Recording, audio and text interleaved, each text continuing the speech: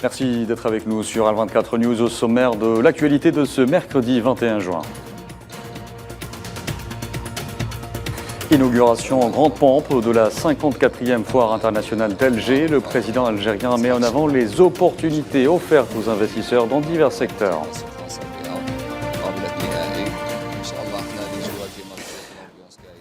De Belgrade en Serbie, où il effectue une visite, le ministre algérien des Affaires étrangères réitère la position constante de l'Algérie vis-à-vis de la question du Sahara occidental.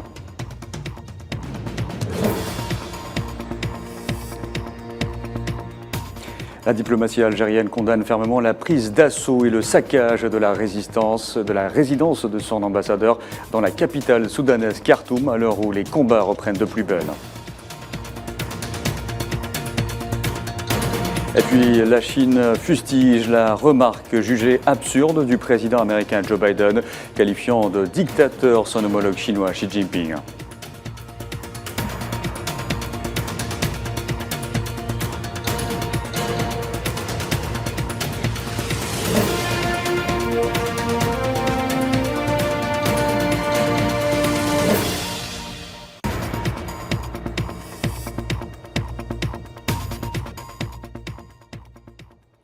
Bonjour à tous, la 54e foire internationale d'Alger ouvre ses portes ce mercredi au grand public. L'inauguration officielle s'est faite hier par le président algérien. Abdelmadjid Tebboune a notamment visité les différents stands et échangé avec les opérateurs économiques et chefs d'entreprises publiques et privées.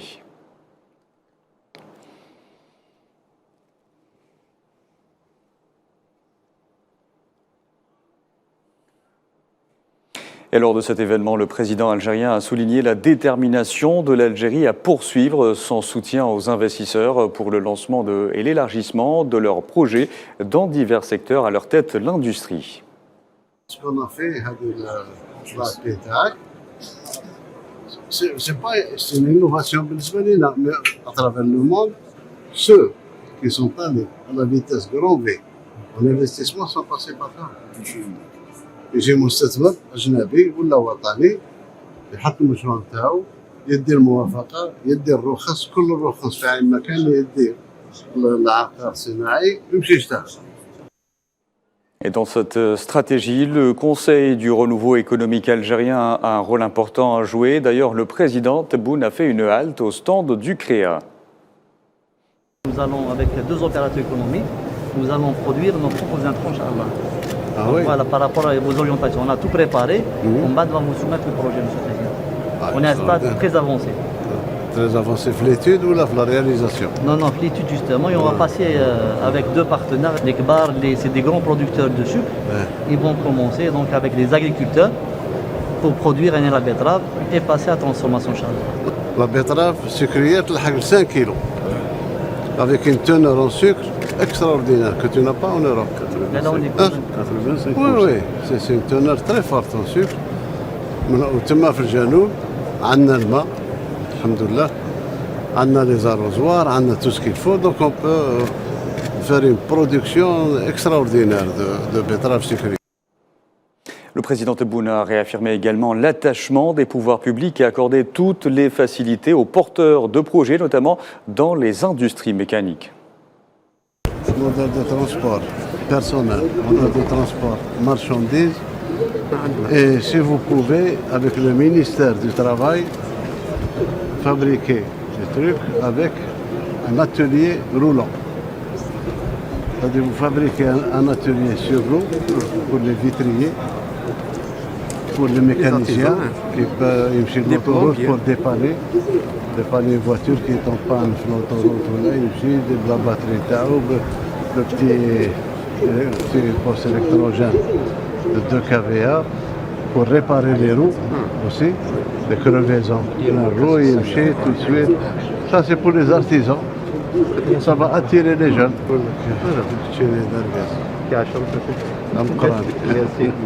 Merci pour les encouragements. Merci.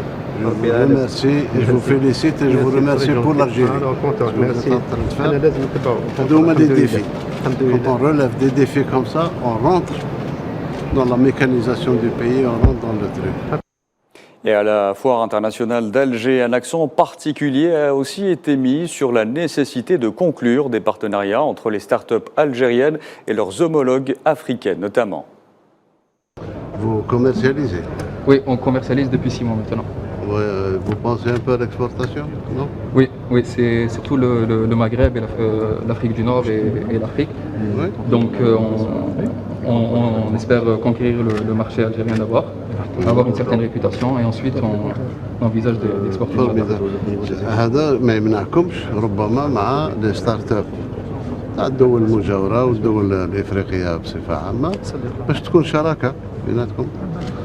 Vous fabriquez votre modèle Sénégal, Cameroun, Côte d'Ivoire.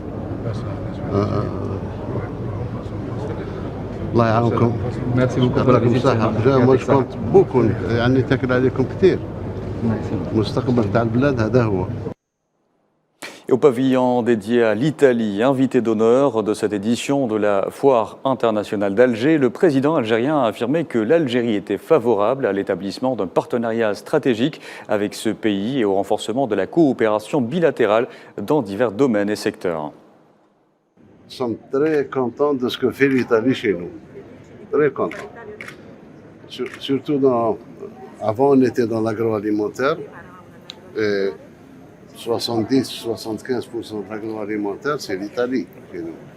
Bon, maintenant, on passe à autre chose. On passe à l'industrie mécanique, on passe à des choses plus importantes. L'Italie était la première halte de la tournée européenne que le président algérien a chargé le ministre des Affaires étrangères d'effectuer. Ahmed Attaf est arrivé ce mercredi en Serbie après avoir évoqué avec son homologue italien les développements de la crise en Ukraine, notamment la médiation devant être engagée par l'Algérie pour contribuer aux efforts visant une solution pacifique.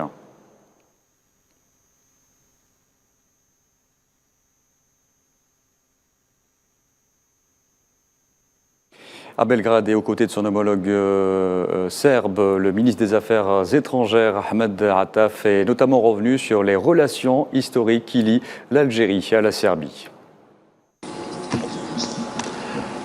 Compte tenu de ce socle historique, la relation entre l'Algérie et la Yougoslavie a été exceptionnelle après notre indépendance. Nous nous sommes retrouvés ensemble dans tous les combats politiques du mouvement des pays non alignés. Nous avons défendu main dans la main au sein de ce mouvement les objectifs de paix, de sécurité, de coopération, de désarmement, d'élimination des blocs. Et tout cela a forgé un compagnonnage politique exceptionnel. Et toujours à Belgrade, Ahmed Attaf a réitéré la position constante de l'Algérie vis-à-vis de la question du Sahara occidental. Vous connaissez notre position sur les questions qui sont vitales pour votre pays, et en particulier la question du Kosovo.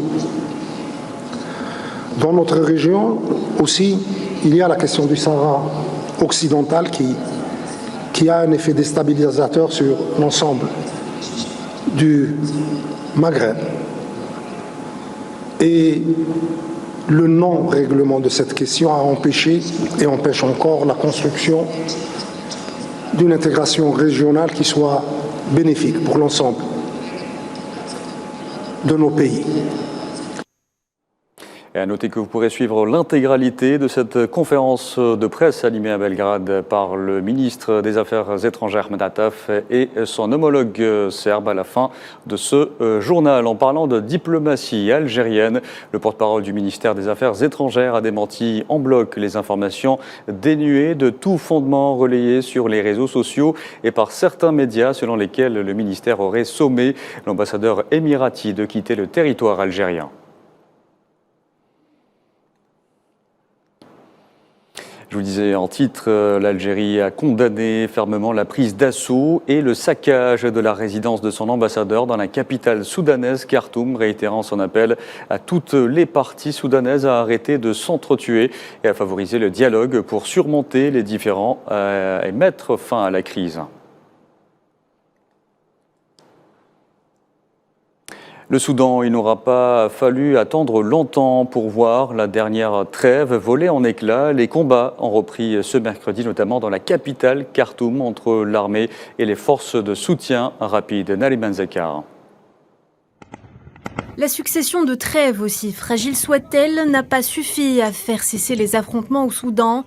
L'armée et les paramilitaires ont repris les combats après l'expiration d'un cessez-le-feu de 72 heures, globalement respecté à Khartoum. Les habitants de la capitale ont été réveillés de bonne heure par les tirs d'artillerie et les patrouilles des avions de chasse. L'armée, commandée par le général Abdel Fattah al-Burhan et les paramilitaires des forces de soutien rapide du général Mohamed Hamdan Dagalo, s'était engagée à cesser tout mouvement et attaque pour laisser passer l'aide humanitaire dans ce pays d'Afrique de l'Est.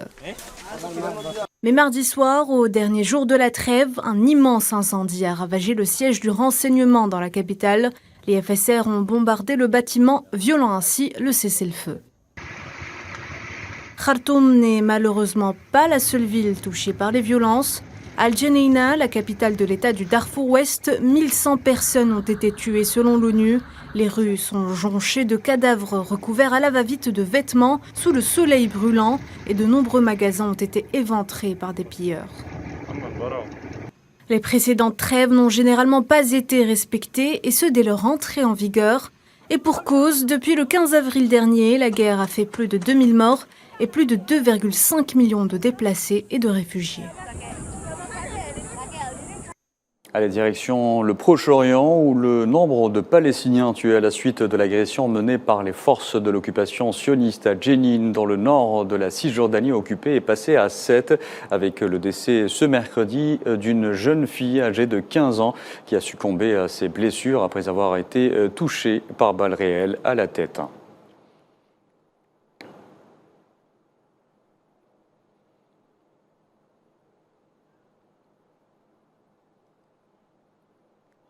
Dans l'actualité également, je vous le disais en titre, la Chine a fustigé ce mercredi la remarque qu'elle a qualifiée d'absurde du président américain Joe Biden, qui a estimé que son homologue chinois Xi Jinping appartenait à la catégorie des dictateurs lors d'une réception en Californie.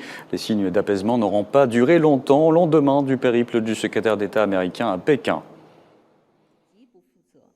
Les remarques déplacées de la partie américaine sont extrêmement absurdes, irresponsables et violent gravement les faits fondamentaux, le protocole diplomatique et la dignité politique de la Chine. Ils sont une provocation politique ouverte. La Chine est fortement insatisfaite et fermement opposée à cela. Allez, parlons sport, football et à la fin de saison, retour sur les principaux matchs joués hier, dont le derby maghrébin entre l'Algérie et la Tunisie. Salah Faisal revient également sur les affiches du jour. En prévision des prochaines échéances et événements internationaux importants, les sélections nationales ont profité des dates FIFA du mois de juin pour procéder à des réglages. Pour ce mardi 20 juin, des joutes amicales étaient au programme. L'affiche de la journée est incontestablement celle qui a opposé le Sénégal au Brésil, à Lisbonne au Portugal. Les coéquipiers de Sadio Mané ont donné une sacrée leçon de volonté, de discipline tactique et de rigueur sur le terrain aux coéquipiers de Marquinhos. Les Lions de la Teranga, menés par le désormais expérimenté commandant de navire Aliou Cissé, se sont largement imposés 4-2 à la clé, un doublé du Bavarois Sadio Mané. De l'autre côté de la Méditerranée, le derby maghrébin qui a opposé l'Algérie à la Tunisie à Annaba s'est achevé sur un score nul, un but partout. Montasser Talbi a donné l'avantage aux Aigles de Carthage dès la 13e minute de jeu. Riyad Mahrez, vainqueur de la Ligue des Champions sur pénalty, remet ses coéquipiers dans le match à la 38e minute. Un match nul entre les deux nations, un énorme chantier attend les deux sélectionneurs. La sélection palestinienne était en voyage en Asie pour affronter la Chine. Un bon test pour les hommes du sélectionneur Makram Daboub, malgré une défaite de 2-0. Grâce à un but de Luis Diaz, un autre de Guardado au Valentin Arena à Gelsenkirchen en Allemagne, la Colombie est parvenue à s'imposer 2-0 face à l'Allemagne. Il s'agit de la seconde défaite en une semaine pour la nation Mannschaft après la Pologne vendredi dernier. Voilà, et c'est la fin de ce journal. Merci à vous de l'avoir suivi.